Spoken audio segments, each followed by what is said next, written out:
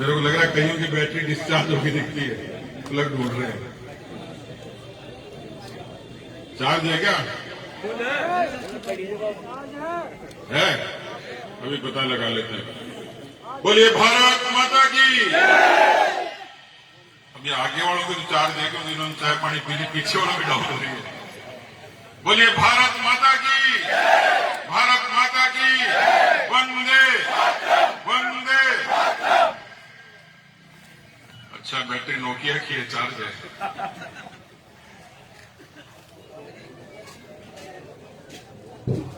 मैं कई बार सोचता था कि किसी की घरवाली चुनाव लड़े, उसके दिल पे क्या बीतती होगी। हार जाए तो भी तकलीफ और जीत जाए तो भी तकलीफ। मैं नरेश जी को पूछ रहा था कि रोटी पानी बनाने की ट्रेनिंग ले ली क्या, क्योंकि घरवाली प्रमुख बन गई। और मालपुरा से मेरा पुराना रिश्ता है, मनीष जी के परिवार को बहुत अरसे से जानता हूं। अब मनीष पे क्या बीतेगी आप और मैं ही जान सकते हैं।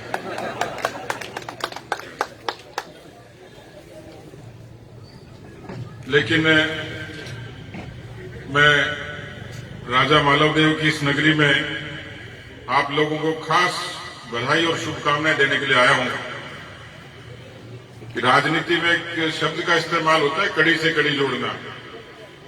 तो मैं बैठे बैठे ये सोच रहा था कि ऐसा कौन सा कस्बा है, ऐसा कौन सा विधानसभा क्षेत्र है जिसने वाकई पंच से लेके प्रधानमंत्री तक और वार्ड से लेके प्रधानमंत्री तक के तार जोड़ रखे हैं। और वो कस्बा कोई है तो मालपुरा है।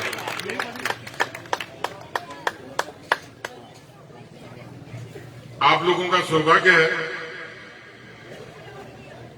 कि आपको प्रधानमंत्री जी के दूत के रूप में जौनपुरिया जी मिले और हमारे राजदूत के रूप में कन्हैया जी आपके साथ हैं। मित्रों, ये भारतीय जनता पार्टी के संस्कार हैं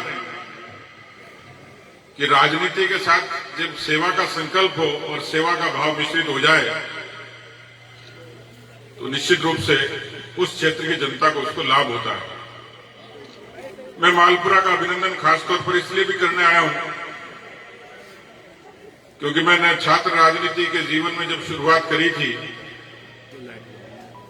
तो मेरी जन्मभूमि और कर्मभूमि के बाद मैंने सबसे ज्यादा प्रवास किए, सबसे ज्यादा कार्यक्रम किए और सबसे ज्यादा जिन लोगों के बीच में समय बिताया वो टोंक जिले की धरती थी, वो मालपुरा की धरती थी कि जिनके बीच में इतना मुझे आदर सम्मान और सत्कार मिला। और इसलिए अखिल भारतीय विद्यार्थी परिषद, युवा मोर्चा और पार्टी इस सब काम के लिए मालपुरा के कार्यकर्ताओं का कोई सानी नहीं है, कोई मुकाबला नहीं है, क्योंकि आप सब लोगों ने अनेक अवसरों पर पूरी मजबूती से अनूठे काम किए। अभी जिन लोगों का मंच पर परिचय हो रहा था, भाई राजेंद्र परना जी, हमारे विद्यार्थी काल के मित्र नरेश जी, पार्टी में भी जो हमारे लोग काम कर रहे हैं, भाई महेंद्र जी का आपने जिक्र किया। अब इन्होंने सवामणि बोली, पर्स भी इनका से पार हो गया। तो इसलिए तो नहीं कह रहे कि सवामणि से बचने के लिए मेरा तो जेब कट गई, नहीं हो तो हम ही चंदा कर लेंगे, फिर पैसे नहीं थे। अब बताओ, ये बात कोई कहने की थोड़ी, पर्स भी और पैसे भी नहीं है, कैसे आदमी बैठे। अशोक सैनी जी ने आपकी खूब सेवा करी है। मेरे जो दाईं तरफ मंच है इसमें तो सारे से जोरदार जोरदार लोग बैठे हैं, इतने वजनदार हैं कि मंच नहीं टूटा, यही था दूर की बात है। लेकिन आपने मालपुरा के लोगों ने आनंदित किया कि चेयरमैन भी बनाया और प्रधान भी बनाया।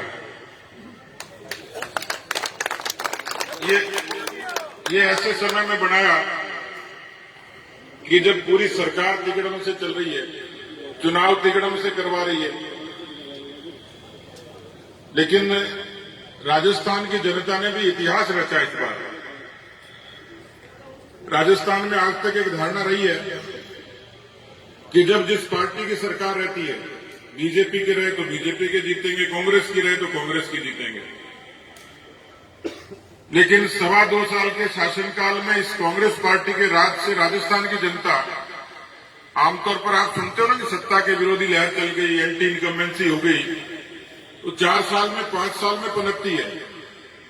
लेकिन ये कांग्रेस पार्टी की, अशोक गहलोत जी की अनूठी सरकार है कि इसमें 1 साल के बाद में, 2 साल के बाद में लोगों के बीच में आक्रोश शुरू हो गया। अब इसको किसी ने गौर तो नहीं किया, लेकिन परिणाम साफ तौर पर बताते हैं कि राजस्थान में जब जब पंचायती राज के चुनाव हुए, हमेशा सत्ताधारी दल को फायदा मिला। निकायों के चुनाव में सत्ता के साथ गए, लेकिन पहली बार ऐसा हुआ है कि पंचायती राज के चुनाव में 21 जिला परिषदों में भारतीय जनता पार्टी को 14 जिला परिषदों में बहुमत मिला। कांग्रेस पार्टी सिर्फ 5 से सीमित करेगी। 90 निकायों के चुनाव में 71 में हार गए कांग्रेस पार्टी के लोग। अब नेहरू जी के जमाने के आंकड़े लाते हैं कि हमारे प्रतिशत इतने, सीटें इतनी हैं, कोई ज्यादा फर्क नहीं था। ये सिर्फ इसलिए था क्योंकि मालपुरा की धरती पर भी ऐसे बहुत सारे लोग होंगे, यहां कई किसान भाई बैठे, उनसे कर्जा माफी की बात करी होगी। यहां बहुत सारे बेरोजगार नौजवान होंगे जो संविदा पे काम करते होंगे, उन्होंने उम्मीद रखी होगी कांग्रेस पार्टी की सरकार आएगी तो हमें पक्का कर देगी, नौकरी नियमित कर देगी। लेकिन मित्रों, ये मालपुरा के बेरोजगारों को भी पता है कि 28 से भी ज्यादा प्रतिशत का बेरोजगारी दर राजस्थान की है। किसानों से वादा खिलाफी की, विकास के नाम पे अभी चर्चा हो रही थी भ्रष्टाचार की, और मंच के लोग सूचना दे रहे थे कि जेब कतरों से सावधान रहें। तो मैंने कहा भाई बार बार सूचना मत दो, कांग्रेस के लोग नाराज हो सकते हैं। बाद में थोड़ी देर से समझ में आई आगे। मित्रों, इसलिए कि इस देश में लूट और झूठ के नाम पे 50 वर्षों तक शासन किया। मैं मालपुरा के लोगों को इसलिए धन्यवाद दूंगा कि जब जब अवसर आया, आप लोगों ने राष्ट्रवाद के नाम पर, विकास के नाम पर भारतीय जनता पार्टी के साथ मजबूती से खड़े रहे। आप लोग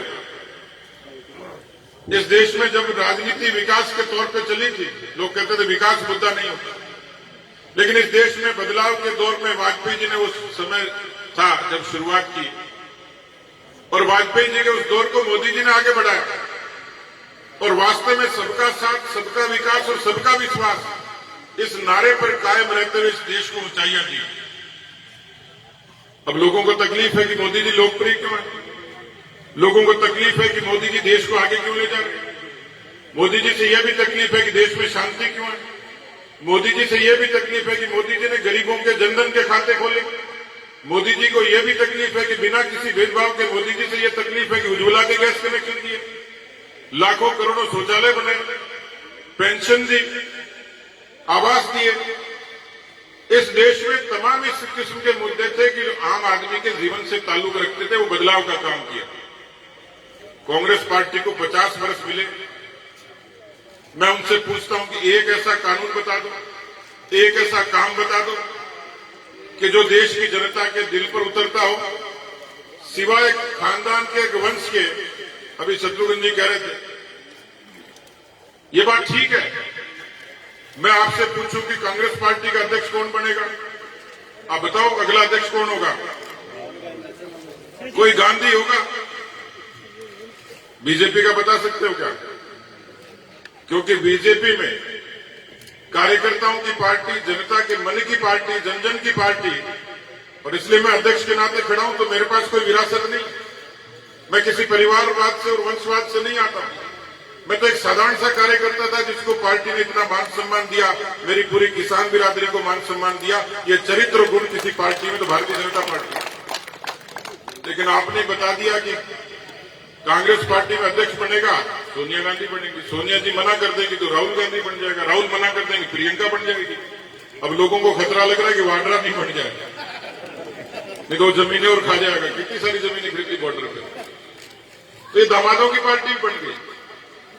वो पार्टी जो परिवार का, वंश का अनुसरण करके आगे चलती है, वो किसी का भला नहीं कर सकती। इतिहास गवाह है। इसलिए मैंने कहा कि लूट और झूठ का शासन, भ्रष्टाचार का शासन, उसके खिलाफ देश में एक आवाज उठी, उसके खिलाफ एक आंदोलन हुआ, और आप सब लोगों ने पूरे तरीके से इस कांग्रेस पार्टी को इतना जवाब, करारा जवाब दिया 14 में भी और 19 में भी, और मुझे पूरा भरोसा है, कई बार कांग्रेस के लोग नाराज होते हैं कि लोकतंत्र में सब पार्टियां जिंदा रहेंगी, हम भी जिंदा रहेंगे। आपके विचार को नकार दिया, आपका नीति व्यवहार विचार इस किस्म का था ही नहीं। आप लोगों को जाति पंथ मजहब में बांटते थे, अपना वोट बैंक पुख्ता करते थे, उनकी भी तरक्की और तसल्ली के लिए काम नहीं करते थे। इसलिए हिंदुस्तान की जनता ने कहा कि इनसे पीछा छुड़ाना जरूरी है।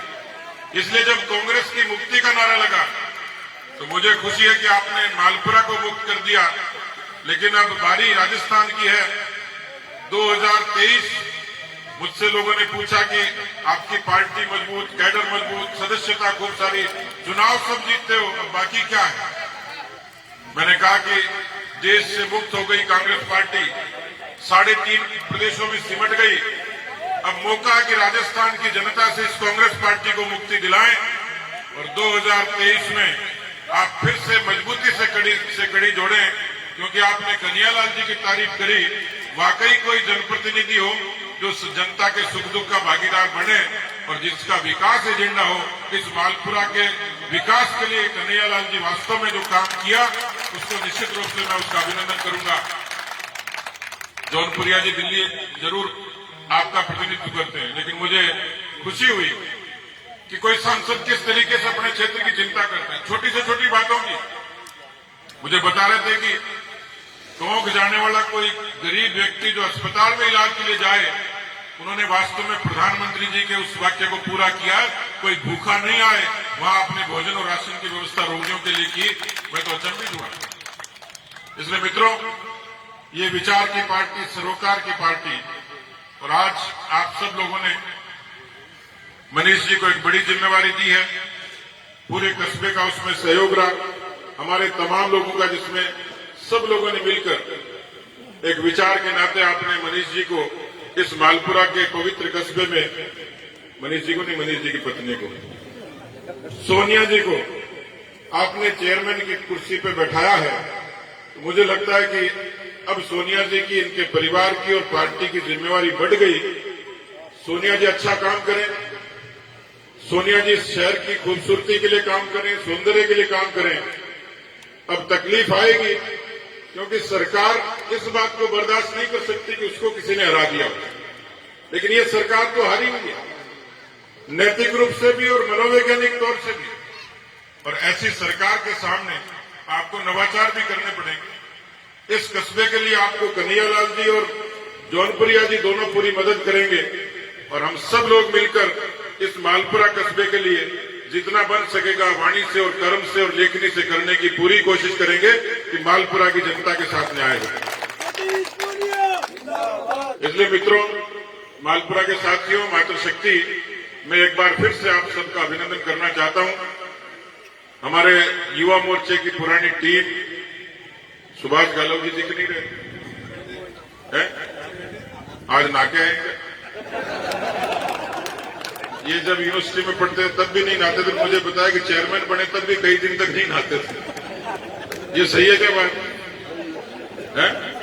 तो नगर पालिका में पहला काम तो यही कराओ, इनके घर पे टैंकर भिजवाओ और नहाने की व्यवस्था करवाओ और एक ग्रीन साबुन भी भेज देना भाई।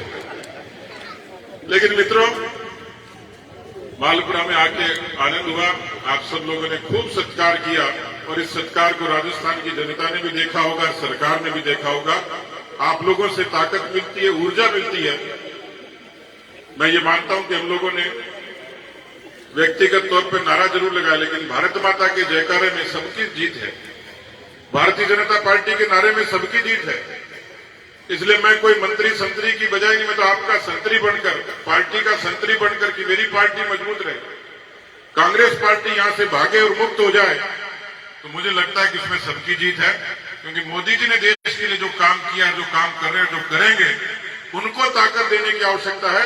क्योंकि लोगों की बुरी निगाह, लोगों की नीयत, बदनीयती, इस तरीके का भ्रम और अफवाह फैलाने की कोशिश हुई है।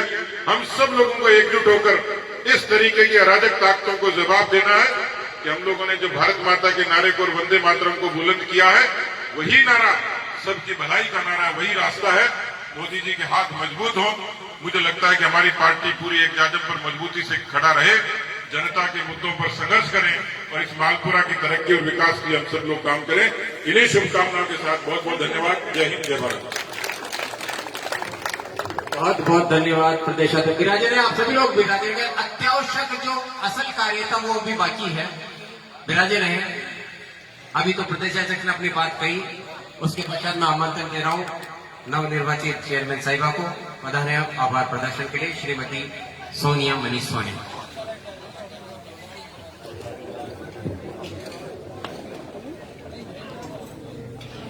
भारतीय जनता पार्टी के प्रदेशाध्यक्ष माननीय सतीश जी पुनिया साहब, माननीय सांसद श्री सुखवीर जी सिंह जौनापुरिया साहब, लोकप्रिय विधायक माननीय कन्हैयालाल जी चौधरी साहब, संसदीय सचिव श्री शत्रुघ्न जी गौतम साहब,